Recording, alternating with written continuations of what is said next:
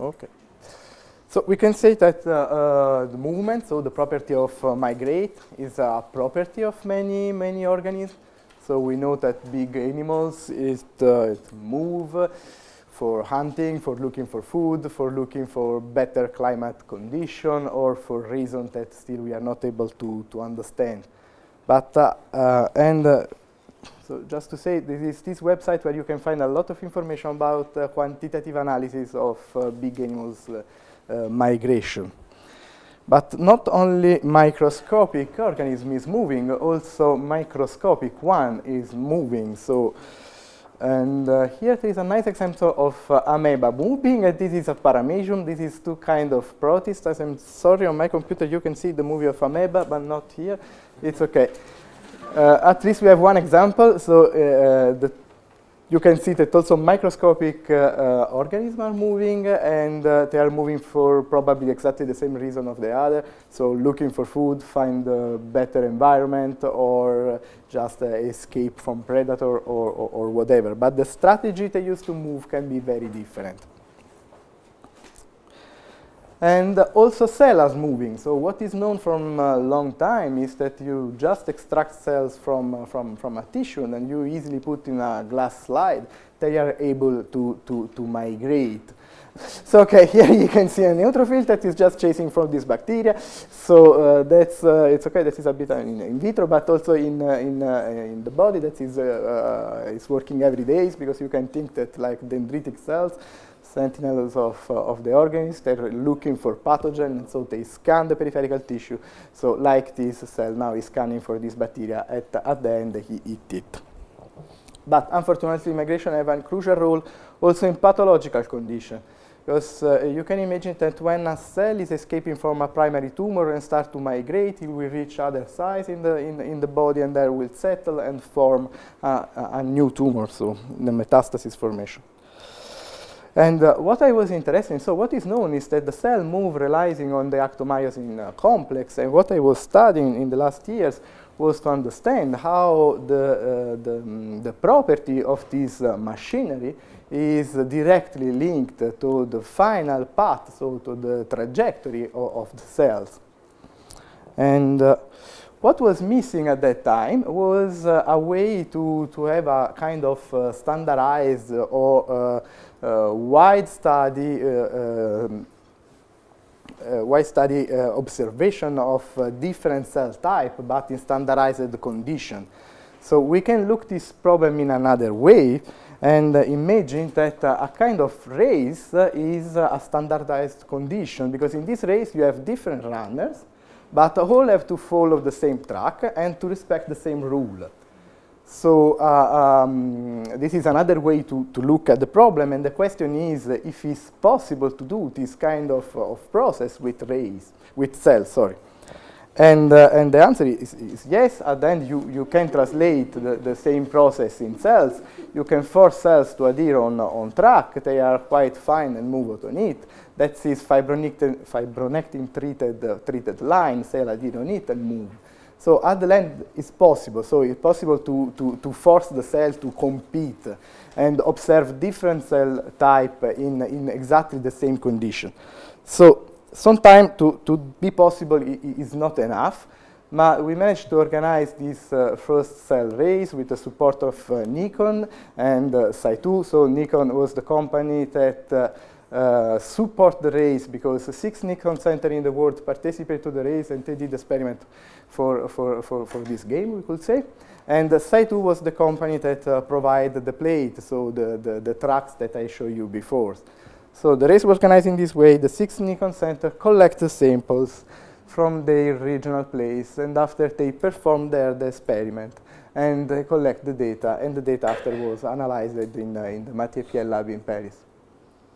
And just to give you an idea, that is the kind of data that we got for many different cell types.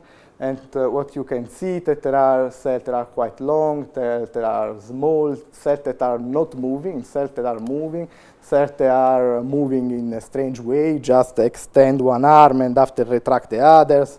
And again, cells that are fast, cells that are slow, super longer ones. So you can really appreciate that there is a really big variation on the cell behavior in function of the cell types. That was all the kind of cells that we got. So, but that is not a race. Come on, that is a bit a mess. There is cells that move on the right, cells that move on the rest. So here is a bit hard to understand something here. Who is the fastest? Who is the winner? So it's okay. Let's start to put a bit of order. Okay, it's a race. We have a start. We have an end. We want to see who is the fastest, who is the winner. That is kind of pre-final race. So already here you can see some cells already reach the point, some others are still walking. And again, big cell, small cell, cell that just contract their back and continues to move, cell that stand arm and after contract the tails. So really, you have a plethora of phenotype and different strategy to locomote, to move forward. So now, the finalist, it will be fast. So, oh no, we skip one, yeah. That's okay. That is the finalist. That was the winner of the race. So that was the fastest cell we got. Was on human embryonic primary cells, and it's okay. That's won the prize. The prize was a Nikon camera. So thanks again, Nikon, to support all this stuff. Of course, the camera was not for the cells, but for the scientists that sent the samples and so on. So the race was nice, but you can imagine from these red dots was also a lot of work. So not only you have the microscopy problem, so to acquire for all these cell type a reasonable number of movie overnight, keep the cell alive and so on. But after you have to analyze this movie.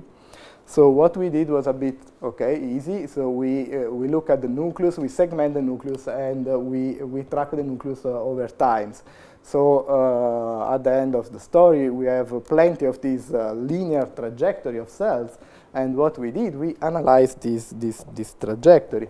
So we did a kind of two-step analysis. So you can do a single cell analysis where you can analyze each of single cell trajectory, and you can look at many parameters. So you can look how long is the track, that is an important stuff, and you can look how fast the cell move, how often it changes direction. But after you can average all the information that you obtain for the single cell data at the population level, and so you can say which is the mean speed of a population, how often a population of cell change direction, and so on. So the advantage, so here we focus essentially now in two parameters, so two easy parameters we could say. So first one is how fast a cell is moving. That you can recognize is the winner. So the cell can move very, very fast or slow. That is depending on the cell. And the second parameter that we analyzed was the persistence. So how long a cell was moving in the same direction. Because now if you have line, you can imagine that the cell is going one direction for a while. At one point, for a reason that the cell only know, he decides to change direction, swap the polarity, and move to the other direction. So what we measured for each population was the average speed of the population and also its average time. So how long, in average, a population of cell will keep its direction. And what we got was a kind of correlation between the speed and the persistence of the population.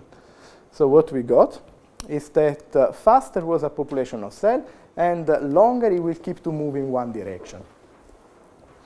So the problem is that there are different ways to develop this property, we could say. So if you have any kind of pressure on a population, so if you have a kind of pressure that push you to be a bit faster for some reason, and you probably will become faster with exercise. I don't know. And on the other way, we can say that another way to escape is to be persistent, and so you will stop to be persistent. But that is not the only way, because that is one path, but what could happen is that these two stuff are somehow intrinsically related. And that was the impression that we got from the data of the race. And so we analyzed this correlation between these two parameters on cell migration. And this time we did the contrary. So the advantage of the race was that we have many different cell types and we analyze all in the same condition. So that allows us to identify something that is a general behavior. So something that was true independently of the cell type. So it was a kind of trend true for everyone. So now we did something more in details. So the quality of the movie is a bit better respect the one of the race, we could say, and also the kind of analysis. But we focus only on two cell type. So we choose two cell type, is RP1 and bone marrow dendritic cells, bone marrow derived dendritic cells. These two cell type are kind of, we can say, prototype of the main way the cell used to move. So the mesenchymal cells, they move based on adhesion. So they form adhesion with the substrate, and somehow they pull on it and they move. While the bone marrow disease kind of amoeboid locomotion. They don't care of adhesion. They can move also if they are not able to adhere to the surface where they are moving on. But they need a kind of confinement. So they need to push on the wall. So it's really two-way. One you grab and you pull in somehow, and one you push on the wall and you move on. And when we focus on these two, okay, here you can see the movie. So here again is exactly the same experiment of the race. So you have cell online and they move. And here is the same with this other cell, and they are on channel. So here is 2D confinement, that is a 3D confinement. So they are embedded in channel. As you can notice, the speed is not the same.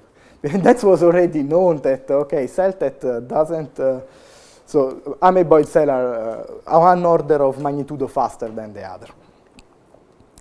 And you can do the same game with the same two kind of cell, but this time in 2D. So you can use a flat surface for the cell based on adhesion, and the one moved in confined environment, you just use one glass, and after you just confine from the top. So in this way, the cell will feel a kind of roof.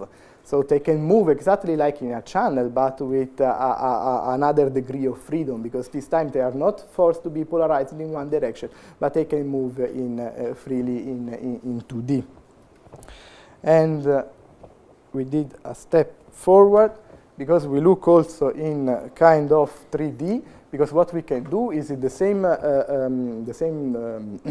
device that we developed before, you can feel with a gel, and that you can consider with a collagen gel, you can consider this migration behind the fiber and the hole behind the gel as a 3D confinement. And finally, we did also experiment in the fin of living medaka fish. So that is cell in the fish, and that you can track also the cell in the fin of the living fish. And what we found is that doesn't matter if you have mesenchymal or amoeboid, so it doesn't matter if you moved based on adhesion or on friction, and it doesn't matter neither if you are in 1D, in 2D, in 3D, or in the fin of the fish, but in any of these cases, what you find is a correlation between the speed of the persistence. And at this time is not at the population level, so it's not a group of cells moving faster, keeping longer the persistence, but is each time a cell is moving faster, it will keep longer its direction. So what's happening is that all the curve coming from all the different experiments can collapse in this theoretical and master curve that respect this law. So what we found is these two properties that we can say a priori are not dependent one from the other, are in reality intrinsically correlated. And so we start to think what could be the source of this correlation. So what is known is cells rely to move in the actin retrograde flow. So already in the talk before, you see this polymerization of actin. So the actin is polymerized at the front of the cells. We saw a nice movie also before. So when the actin is polymerized at the front of the cell, it's pushed to the back, and that is generating a kind of retrograde flow. So you have this flow of polymerized actin going to the back to the cell. And you can take the cell as a kind of caterpillar. So they push back this actin flow, and while they are pushing back this actin flow, they attach to the substrate and they push the front forward. So that could be a way of the cell to move. And it's known that the speed of this flow that you can see here in this cell on the tip, so is this here a bit less because it's the one with the slower one, but you can see the flow of the actin flow on the surface of these cells, and this is directly related to the speed of the cell. So faster is the actin of the actin retrograde flow, and faster is the cell. When you can translate the speed of the flow directly to the speed of the cell, so when you have perfect adhesion. But after there is different condition to modulate both or the speed of the flow or the ability of the cell to translate the speed of the flow in an effective locomotion. And that is what we did here, changing the temperature or the adhesion property of the cell. So here you have the full one is the speed of the flow, while the one with the stripe is the cell speed. You can see that when there is perfect translation of the speed of the flow with the speed of the cell, so the two are exactly the same. But after, if you start to play with the protein that attach the cell to the substrate, you can have a high flow speed, but a low cell speed. And what we realized at that time was that what is perfectly correlated with the persistent time is not the speed of the cell, but the speed of the flow. And this linked to that, so you can imagine that if you have protein that link to this actin flow, they can be advected, that can be moved by the flow itself. So here we try different cells with different property to bind actin. So Tamra is not binding actin at all. And here in color you have three conditions with three different flow. So three different speed of the flow. So it's the same condition I showed you before, just in a different experiment. So, and after we saw the displacement of the LifeAct GFP, LifeAct is binding actin. So LifeAct is using to visualize actin. But the problem is that LifeAct is binding actin, but this binding is very dynamic. So it's binding and unbinding. So binding very fast is true, but it's also unbinding very fast. So it's a perfect way to look at actin, but doesn't move with the actin. While the myosin is attaching to actin. So when we change the flow of the speed, of the actin retrograde flow, you will see that you have a high probability to find more actin to the back of the cell. And if you do the same with eutrophin, it's the same. Eutrophin also is binding actin quite strongly, and so when you increase the flow, you advect back the protein. These two information together allow us to build a theoretical model where we can imagine, okay, you have the cells, and this blue line is the actin. The actin is polymerized in the front and pushed to the back, as I told you before, and that is directly linked to the speed of the cell. In this case, what is generating this actin polymerization is the gradient of these red dots that we will call just a polarity marker. And what's happening is that when you have a gradient of this polarity marker, this generates a strong flow. So stronger is the gradient of the polarity marker, stronger will be the flow. But the problem is, as I showed you before, the profile of the protein. If this molecule is binding to actin, it will be pushed back. So it's like to be in a river. So when you try to move against the flow, it will be harder for you to go forward. And stronger is the flow, and harder will be for you to move. And that is the same here. So stronger is the actin flow, and stronger will be the barrier for this molecule to go through and reach the front. So when all these molecules will be to the back, you will fix your polarity. And after, if these molecules are not able to reach the front, you cannot swap the polarity, and they will persist in this state. This is a kind of positive feedback for keeping direction, we could say. But that is not a proof. So we have a correlation, but we don't prove that that is true. So what was known, I told you that you have actin polymerization at the front of the cells, and one of the players of actin polymerization is ARP23 molecules that is responsible for the branching actin polymerization. And what was known too is that you have this protein, ARPin, that is an inhibitor of ARP23. And the problem was if it was able to play with the system at that level.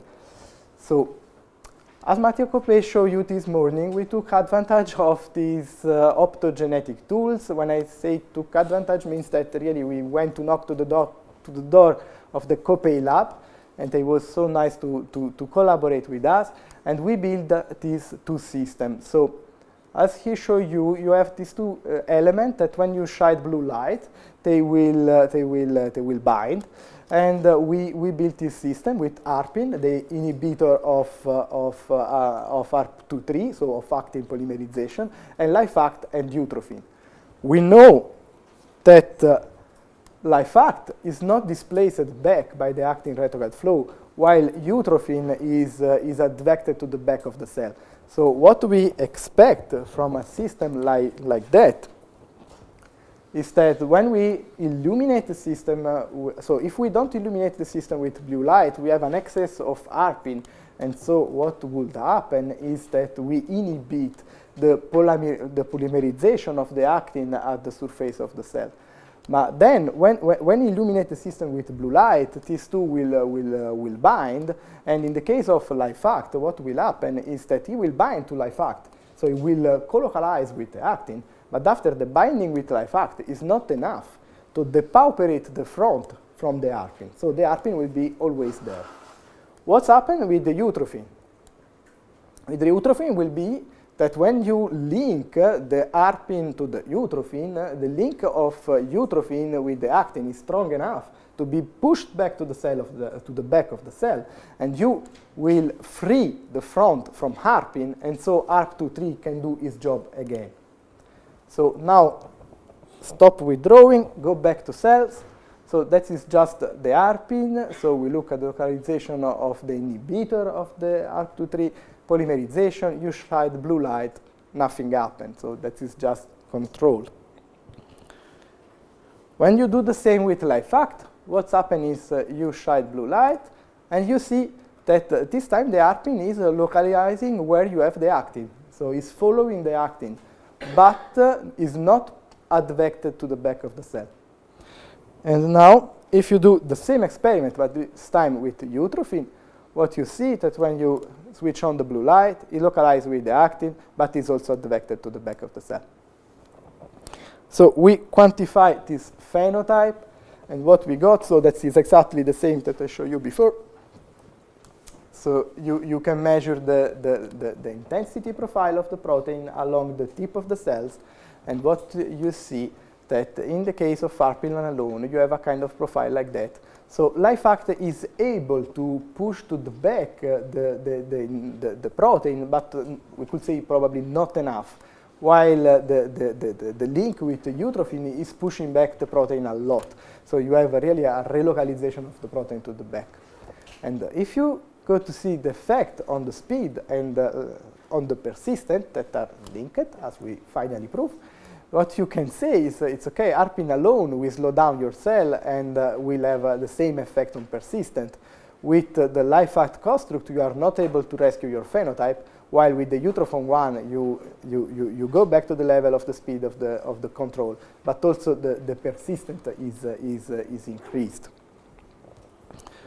So that's allow how finally prove this model. So we can say that is a polarity marker that in different cell type could also be different. So we say that the mechanism to link to the actin retrograde flow is probably general. So it's something true from amoeba, where you can find exactly the same correlation between speed and persistent to human cells. But who are the player of this game? That could be totally different, so it's unclear.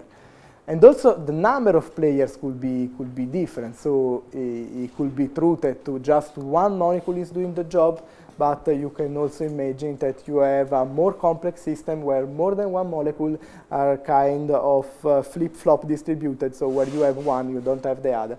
But that could be system dependent. So what is nice to realize here, that you have a mechanism, so this advection of protein to the back by the actin retrograde flow that is probably general. And this generates a positive feedback between the polarity of the cell related to the actin flow and link the cell speed with the cell persistent.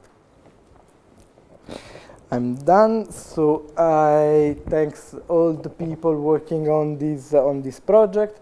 So first, the people from the MATI-EPL team, where I was postdoc for the last five years.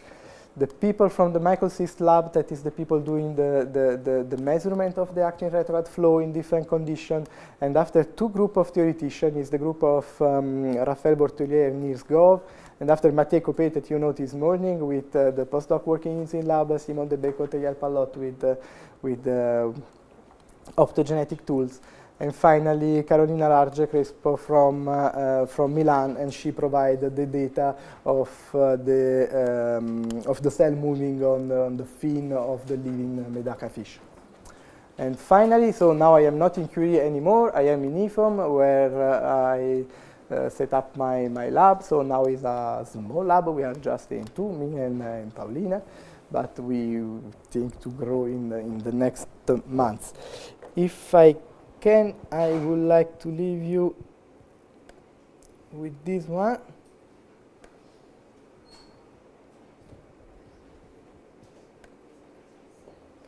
Okay, in IFOM we are organizing a summer school for predoctoral students, so students that just got their degree and or students that want to start a PhD. This school is free. So at least two of the four modules will be based on microscopy, so it will be kind of something that you could be interested on. And one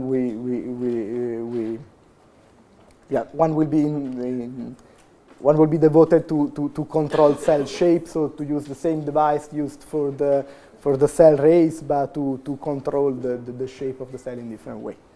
So school is free, and also accommodation is paid by the institute. So if you are interested, you can just talk to me later about it. Thanks.